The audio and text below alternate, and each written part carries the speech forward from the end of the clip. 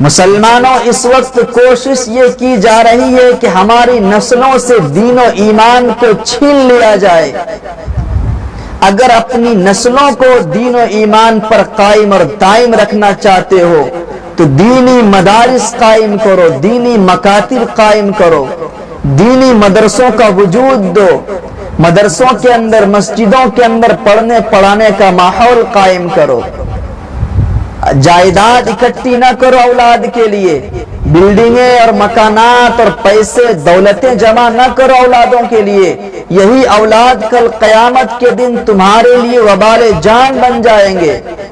کل قیامت کے دن ہی اولاد کل قیامت کے دن تمہارے لیے جہنم میں جانے کا سبب بن جائے گا۔ اس لیے اپنی اولاد کو دین کی تعلیم دو، باصلاحیت باکمال بناؤ، اپنی اولاد کو نیک بناؤ جو تمہارے لیے نجات کا ذریعہ بن جائے کل قیامت کے دن۔ جہاں ایک ایک نیکی کے لیے ترسو گے، جہاں ایک ایک نیکی کے لیے ترسو گے، وہاں یہی اولاد تمہارے کام نہیں آنے والے ہیں جس اولاد کے لیے تم نے دولتیں جمع کی ہیں۔ اس لیے دولتیں جمع کرنی بند کرو، اپنی اولاد کو دینی تعلیم دو۔ اگر اپنی اولاد کو ایمان پر قائم رکھنا چاہتے ہو، اگر تمہاری اولاد ایمان والی ہے، تم بھی ایمان والے ہو، تب تو کامیابی ہے، آخرت میں نجات کا ذریعہ ہے۔ اگر تم ایمان والے ہو، تمہاری اولاد ایمان والی نہیں ہے، تو یاد رکھو خسارے میں ہو، نقصان میں ہو، ٹوٹے میں ہو، تب بھی تم گرفت سے نہیں بچ سکتے ہو۔ اس لیے جائیداد اکٹھی کرنے میں اپنے وقت کو ضائع نہ کرو، اولاد کو علم سکھاؤ، دین سکھاؤ۔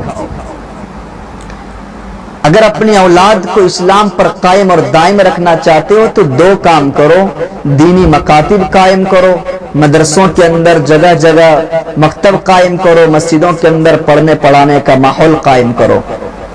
ایک اپنی اولاد کی خبر لو کہ تمہاری اولاد اسکول جا رہے ہیں، مدرسے جا رہے ہیں، مکاتب جا رہے ہیں، کیا کر رہے ہیں نہیں کر رہے ہیں، کیا پڑھ رہے ہیں نہیں پڑھ رہے ہیں، ان کا ایمان کیسا ہے۔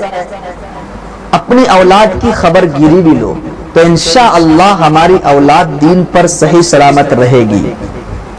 ان اولادوں کے چکر میں اپنی آخرت برباد نہ کرو کہ کل قیامت کے دن یہی اولاد تمہیں ایک نیکی دینے کے لیے ترسیں گے، جہاں نہ ماں کام آئے گی بیٹی کو، نہ بیٹا باپ کو، نہ بیوی شوہر کو، شوہر بیوی کو، کوئی کسی کو کام نہیں آنے والا ہے۔ اس دن کی تیاری کرو، جائیداد اکٹھی کرنے میں اپنے وقت کو صرف نہ کرو۔